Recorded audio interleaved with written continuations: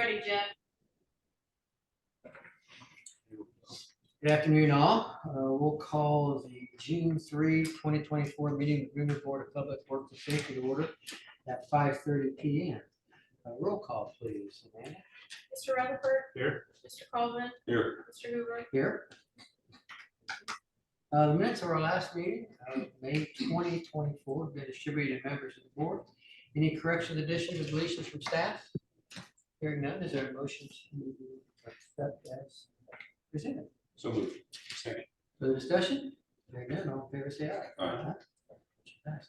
I think we're gonna go ahead and start with you. Jeff, will you share, please? Jason Holzleiter, Deputy Chief of the Police Department. We're requesting that we be able to trade in 2 rifles to Keesler's Police Supply. They're being replaced with new ones. The serial numbers are E6631327 and E6811308. Approval. Second. Further discussion? Hearing none, all in favor say aye. Aye. Motion passes. Thanks. Yeah, protect the streets, Chief. Second on our agenda is Mr. Cross and Ms. Tweedy for 1 South Middle Street. Is that you folks there? Yeah. One of you wouldn't mind coming up to the podium?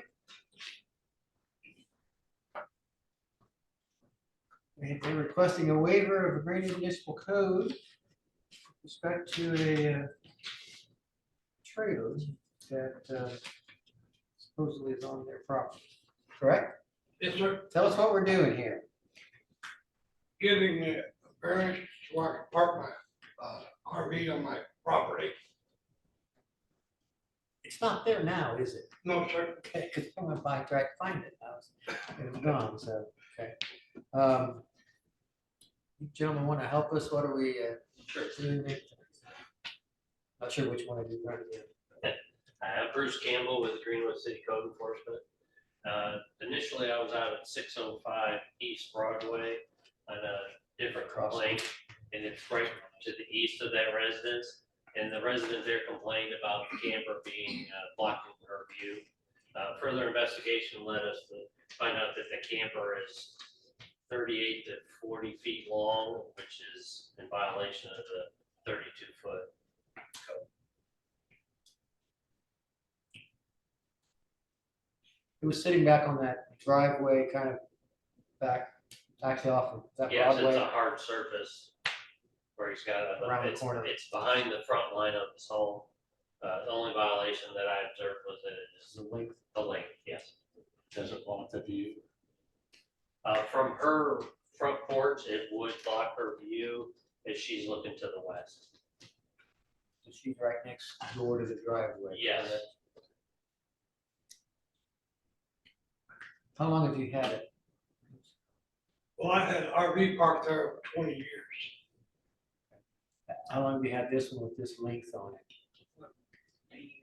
Year.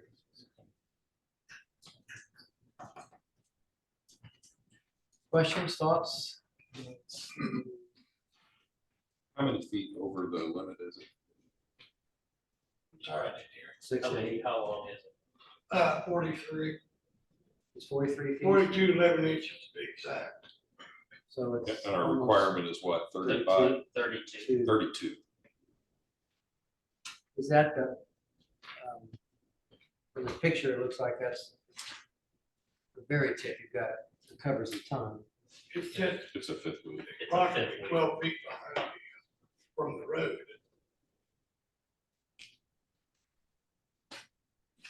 Do you leave it there year round or do you put it somewhere else in the winter? Well, no, we can't, that all season. And it's in and out.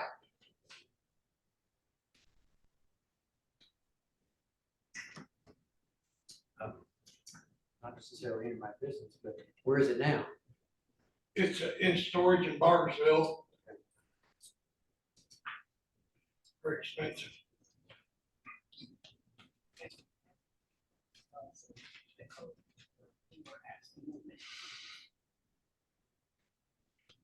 So when you got the warning notice, you, Yes, Okay. they abated it within a few days of the warning notice. Back to Jeff's question, how much? How long is it? How, 10 feet longer than it's supposed to be? Yes, approximately 10 to 11 feet long.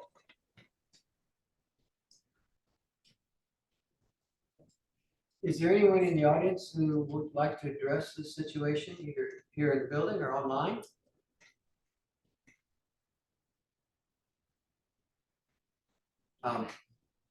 Mr. Cross, have you talked to your next door neighbor about this?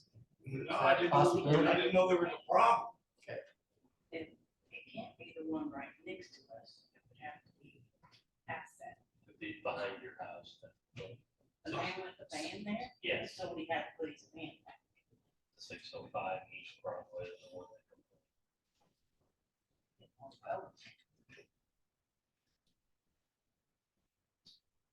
Well, You said who lives there? behind us. I don't know his name. He's an older gentleman, him and his wife. I don't know their names.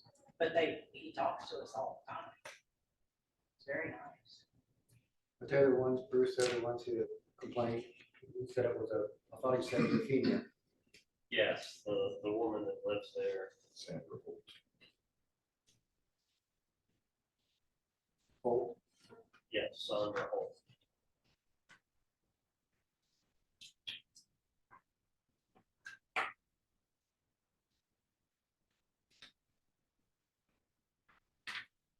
Questions for either for Mr. Campbell or Mr. Cross?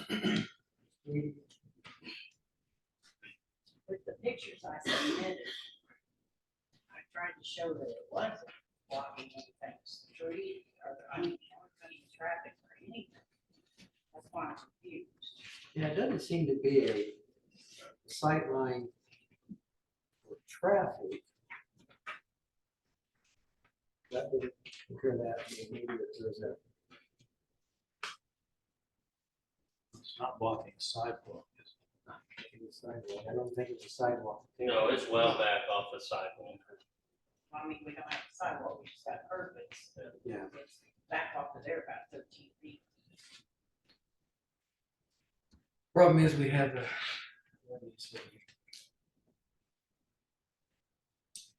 Do you have it backed up as far as you can? when you have- No, I can go back a little bit farther.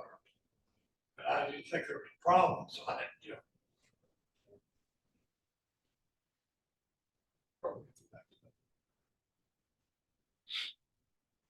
You think you got 5 or 6 feet at least you could go farther back?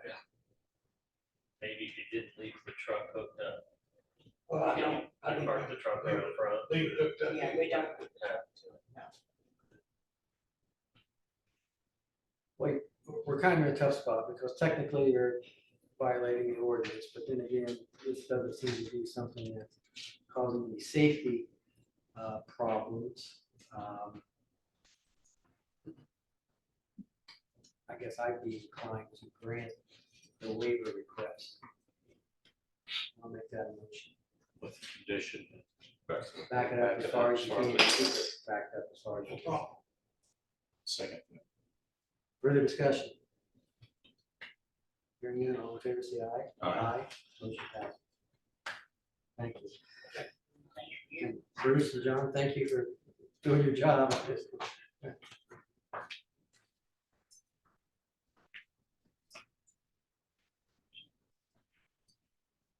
Chief, good evening. Good evening, board. Jimmy Washoe, Fire Chief. Here request approval or ratification of professional service agreement with Public Safety Answers. So kind of the genesis of us looking at this recruitment and testing platform is last hiring process, we had 30 apply. 24 of those were eligible to be tested, and only 8 passed that test.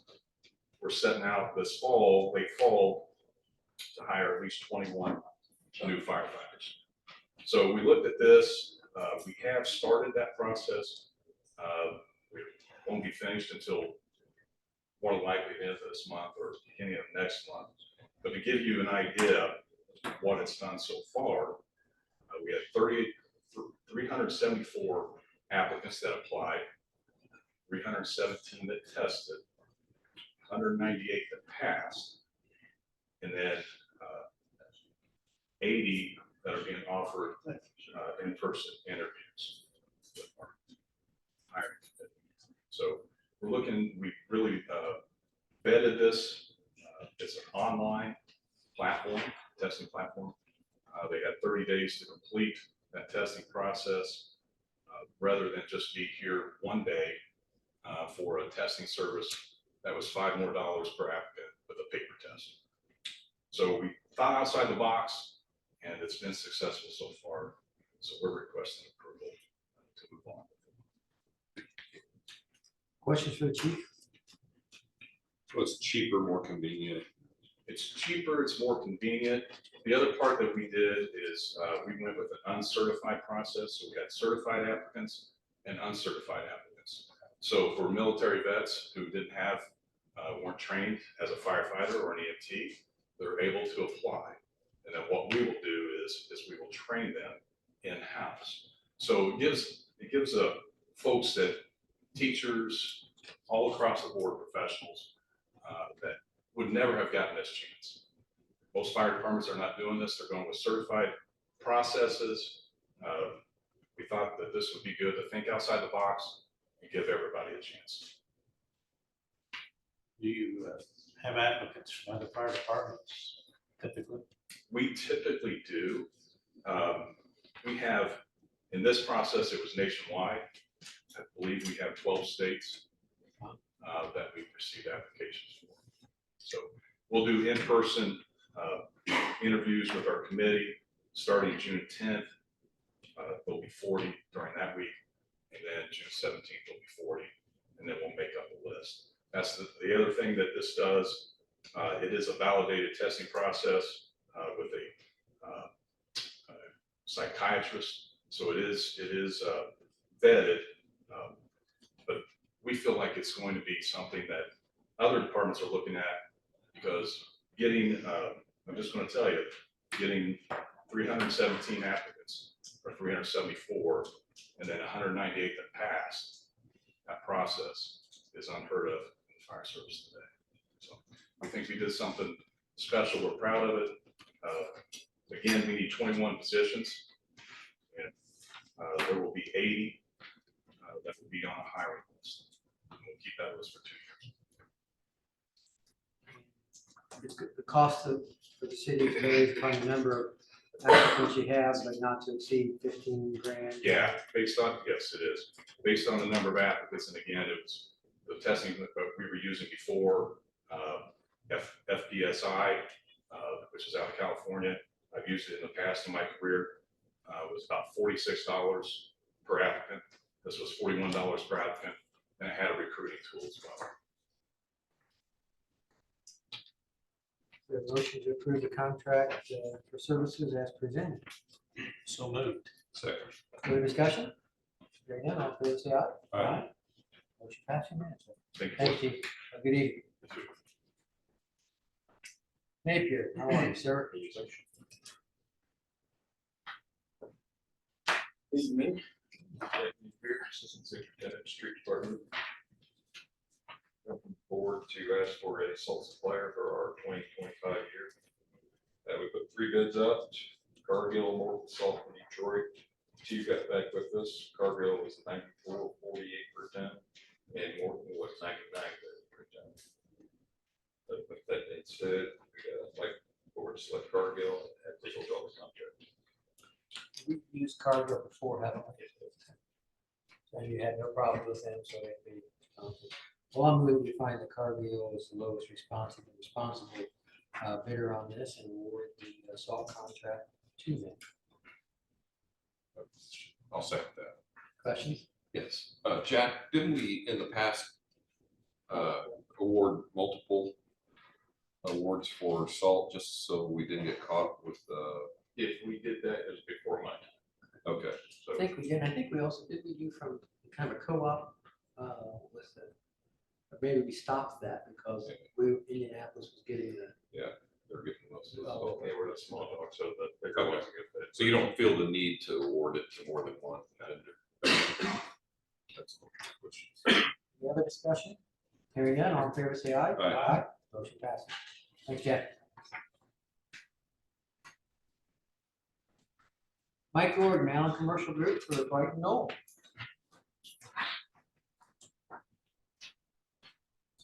Good evening.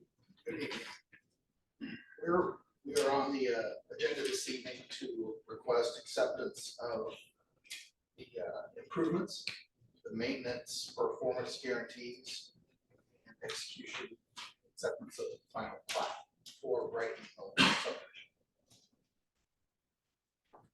Mark, it looks like in reviewing Paul's memo to us, there's a lot of things that are undertaken, but they all look acceptable, subject to getting the Mylar and the as-built. Is that correct? Oh, that's correct, and we've seen paper as bills and reviewed them, we're acceptable, find them acceptable.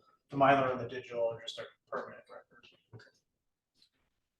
Further questions for anybody? I move we approve the request subject to that condition. Second. Further discussion? Hearing none, all in favor, say aye. Aye. Motion passes. Thanks. Thank you.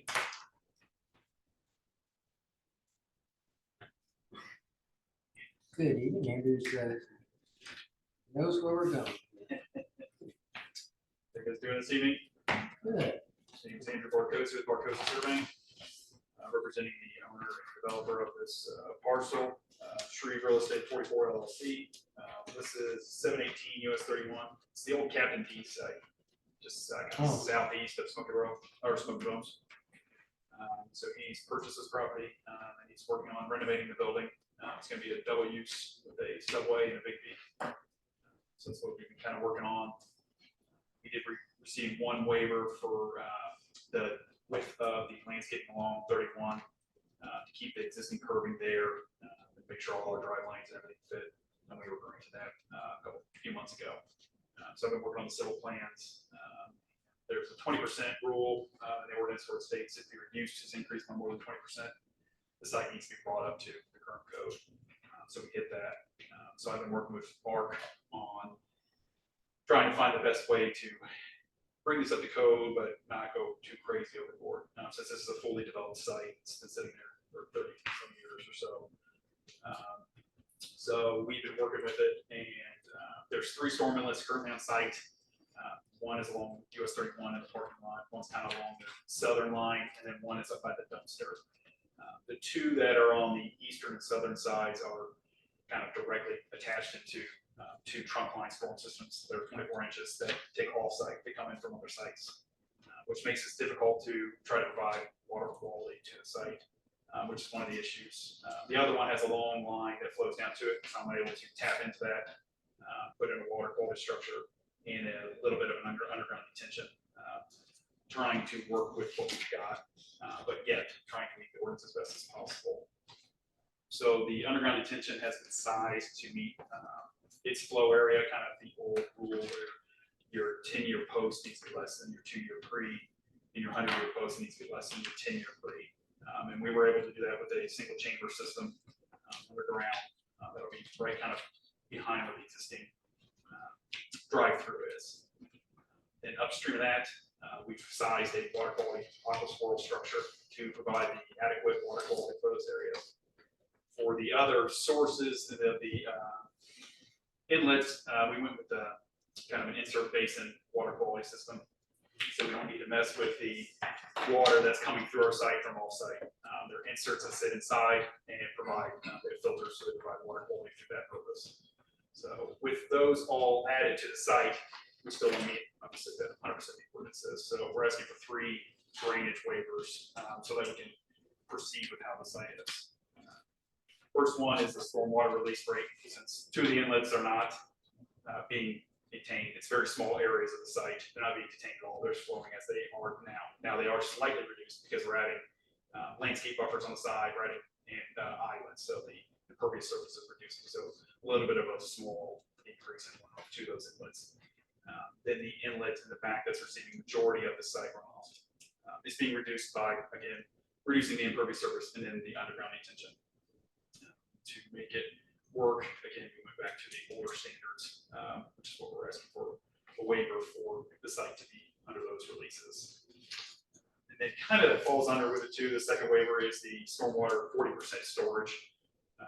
You're only supposed to allow to release 40% the maximum stored of your detention. Now, our underground detention needs this. However, the other side is, part of the site is directly releasing, so it just kind of falls in hand with the other release rate. And then lastly is the ordinance has these things called hotspots, kind of areas of sites that tend to have more pollutants to the area. So they request an extra EMP or a water quality structure added to it. With this, drive-throughs are on there. Now, the insert baskets that we are proposing for all the inlets are already in place. However, those are being used as our primary water quality, whereas hotspots are on top of your water quality. So we're asking for a waiver that these be provided for both.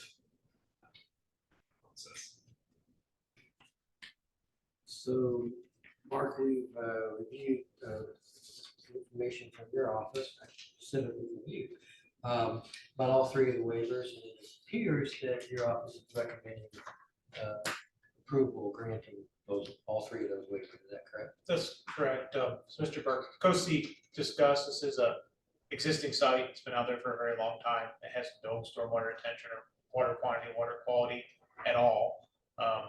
And in my opinion, it comes down to, do you want to see this site redeveloped, or do you want it to continue to be an empty eyesore of a building?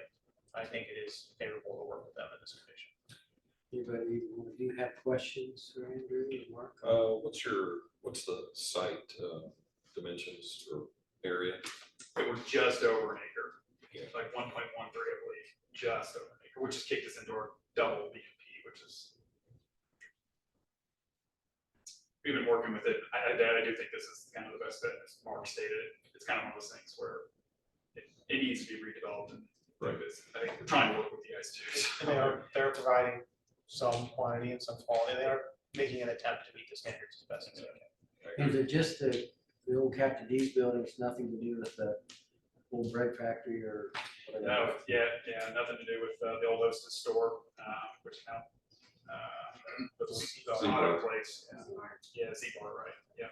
So yeah, it's just for that. The whole exterior is going to be remodeled and facelift.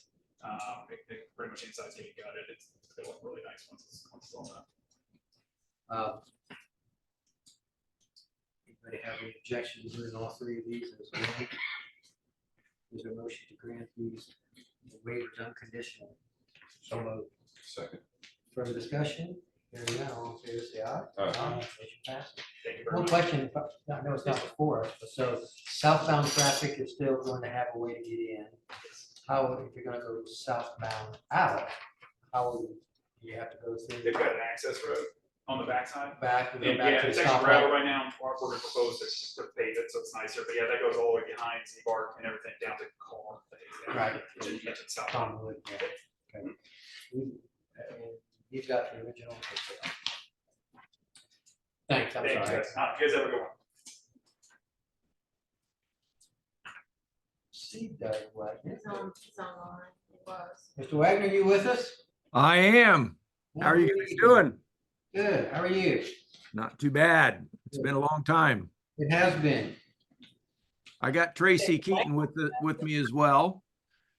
Tracy did all the work here for us, but if you guys remember back in 2005, in my precedent days, we did a big sewer expansion from the, I think it was a hurricane lift station up to Fairview University Park. And at that time, it was University Park LLC that signed the SAF credit agreement with you guys. Since then, that's been transferred over to Republic Development under the name of Home Credit Holdings. And we've had that agreement under that name for several years. But as you know, we've been done with Homecoming for some time now, and that entity we're wanting to close down. And so Dimensional Management Group is kind of it's another one of our subsidiaries through Republic Development that we have maintained to do a lot of different things with. And for that reason, what we were asking or wanting to do is to assign all of that SAF credit agreement over to Dimensional Management Group so that we may close out Home Credit Holdings.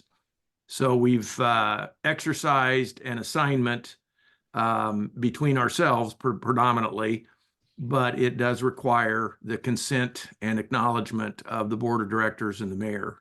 So again, Tracy has put together an acknowledgement document that I believe has been submitted. And what we're requesting today is for the Board of Public Works to acknowledge and consent our assignment to Dimensional Management Group of this sewer credit availability agreement, and then pass it on to the mayor for his signature as well. Did I cover it right, Tracy? Yes, sir. Sam, I just saw. That's fine with us. Okay. And we have documents we need to sign. I have them here. Okay. Is there a motion to approve this assignment as presented? So moved. Second. Further discussion? Hearing none, all in favor, say aye. Aye. Motion passed. Thanks, Doug. Thanks, Tracy. All right. Thank you, guys. See you next time. Okay, take care. Next, we're going to talk to Matt Howard. Matt, are you with us? Yes, I am. Good evening. You've got several in front of us tonight. Let's start with Riley Meadows, Section 1. All right. Riley Meadows, Section 1, asking for release of the maintenance bond for the sanitary sewer. And Section 2 is very similar, isn't it? Yes, all of these, actually all 7 of these bonds are for the sanitary sewer maintenance bonds. Well, let's do at least the Riley Meadows ones as one. Okay. And Mark there, all, both those are okay. Is there a motion to approve the Riley Meadows Section 1 and 2? Second. Further discussion? Hearing none, all in favor, say aye. Aye. Motion passes. Then let's go on and do the enclave at Harrison Crossing and the estates at Harrison Crossing. I guess we can do the All same right. thing with Harrison Crossing too. They're all the same, aren't they? So is there? Yes. To approve the Harrison Crossing matters. So moved. Further discussion? Hearing none, all in favor, say aye. Aye. Motion passes.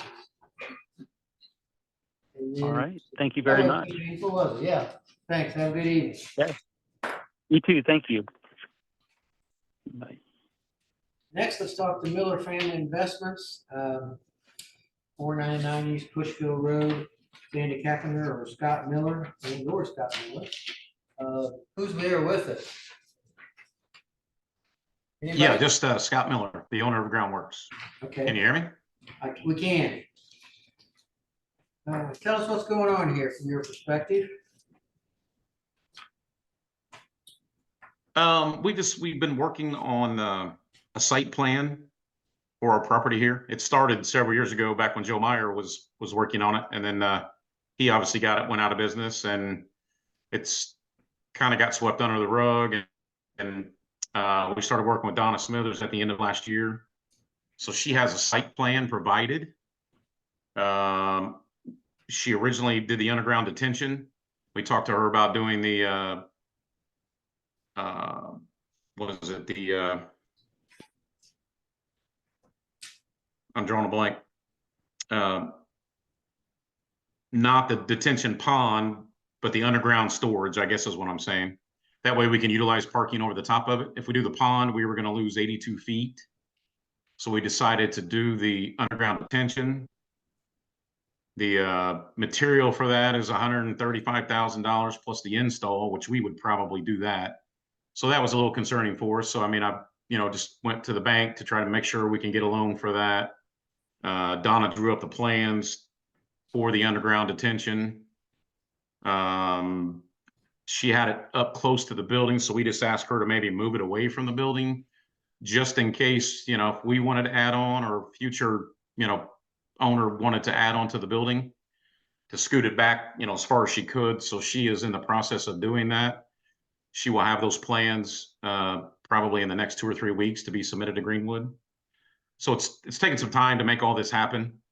Back in March, I talked to Christopher, and I actually called Gabe on March 8th, and he got back with me on the 22nd of March. So I guess I just wanted to let him know that we were moving forward, and I thought everything was okay. And then we ended up getting this citation, which is $1,139. So we were just hoping to get that waived. I mean, obviously, you know, we're going to pay Donna, you know, a significant amount. The underground detention is going to cost us $180,000 to $200,000, and we're moving forward with it. You know, we don't have an issue with making all this happen. It's just taking a little time to make it all work and come together. I know we've been dealing with this for quite a while. Seems like it's Yes. 2017 or something. Mr. Jones, your thoughts? Yeah, for the record, Chris Jones, Stormwater Department. Yeah, this is something that came out in 2017. And then it's kind of been ghosted for a few years. Came back in 2022 with a set of plans. And then really nothing happened. 23 came back with some additional plans. But then once again, nothing had happened. So in January, we sent a warning citation without any fines that they continue to work on this project. The Groundworks did call us. We said, well, just make sure that you're continuing to work with this. We won't necessity fines. We sent another warning citation and said, okay, well, we got 30 days.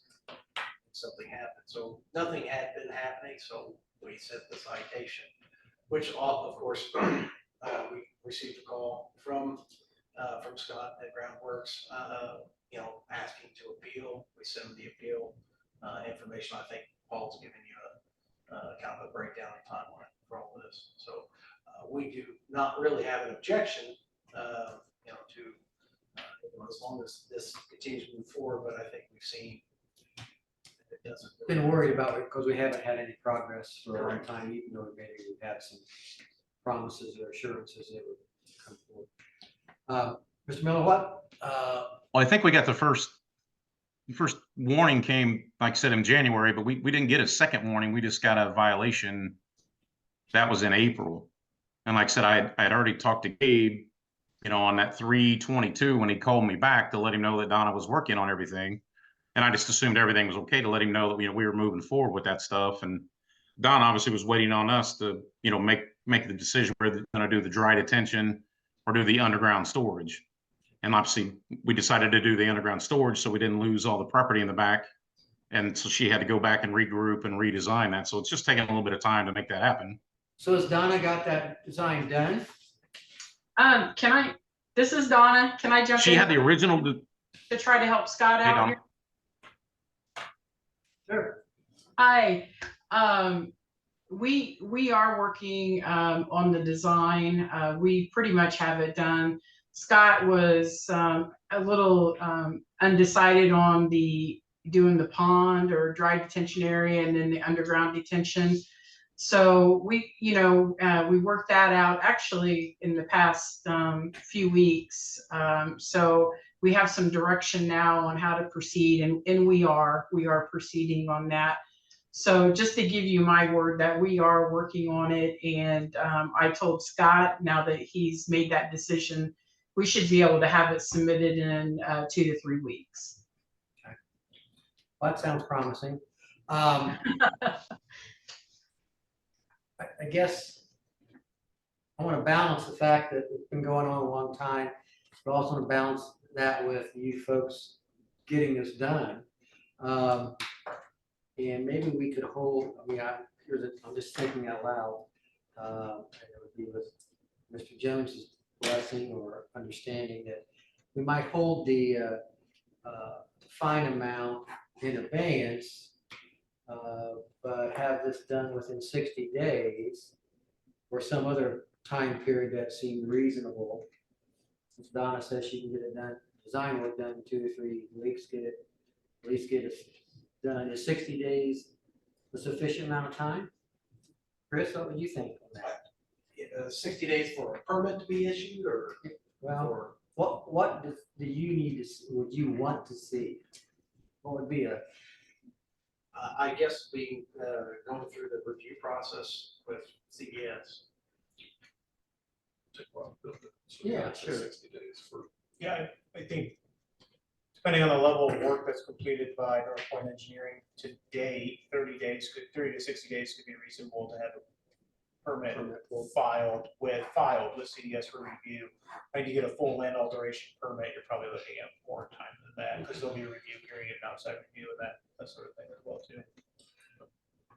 Well, I would move that we would abate the fine, hold the fine for 60 days. And if they apply and are moving through the approval process, then that would go away.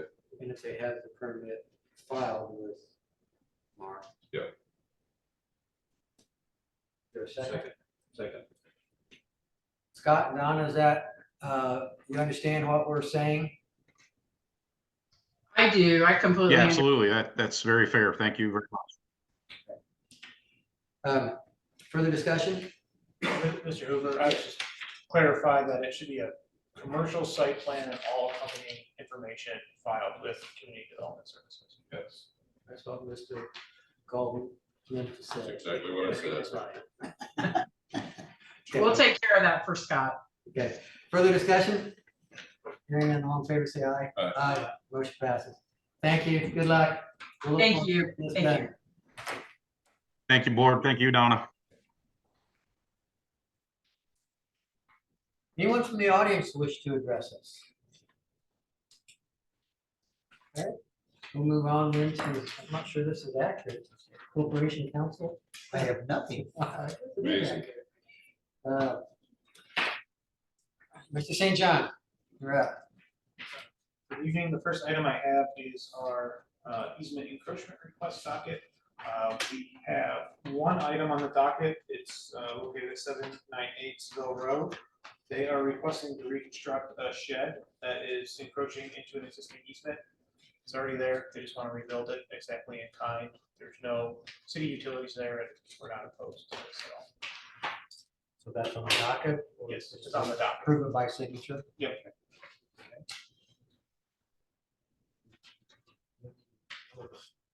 Fine, we'll get it. Okay, next item then? Need to Oh, do you want make a motion on the docket? I move we approve the document. I'll second that. Further discussion? Hearing none, all in favor, say aye. Aye. Approve it by signature. The last item I have is Cutzinger Road. I do believe this is the last two parcels I'll bring to you, other than one that's in condemnation. So hopefully you don't have to Put get a per diem. for me on this anymore. There was almost 30 parcels they did acquire right away from on this project. So the last two parcels are parcel 9 owned by Zolo Investments and parcel 26 owned by Michael A. and Mary E. McQueen. For parcel 9, we'd be acquiring 0.024 acres in the amount of $14,000. Parcel 26, we'd be acquiring 0.039 acres in the amount of $3,750. Asking that you authorize this payment and accept the permanent right of way once payment has been issued. Is there a motion to approve both of those payments on both those matters? So moved. Second. Further discussion? Hearing none, please say aye. Aye. Motion passes. Is that it, Mark? That is all I have. Thank you very much. Greg, anything from your good offices? Nothing for me. Move for approval of the claims. Further discussion? Hearing none, all in favor, say aye. Aye. Motion passes. Nothing else to come before us. We'll stand adjourned at 6:09 PM.